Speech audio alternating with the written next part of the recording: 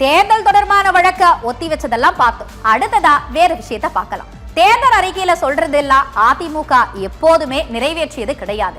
அதனால 10,000 ரூபாய் அறிவிச்சதையும் பெருசா எடுத்துக்க வேணான்னு அமைச்சர் ஏவா வேலு பேட்டியெல்லாம் கொடுத்திருக்காரு.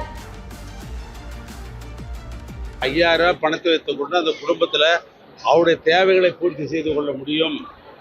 இந்த 5,000 எதிர்பார்த்திருக்கிற குடும்பம் பல குடும்பம் தமிழ்நாட்டில் இருக்கிறது, கோடிக்கணக்கான குடும்பம்.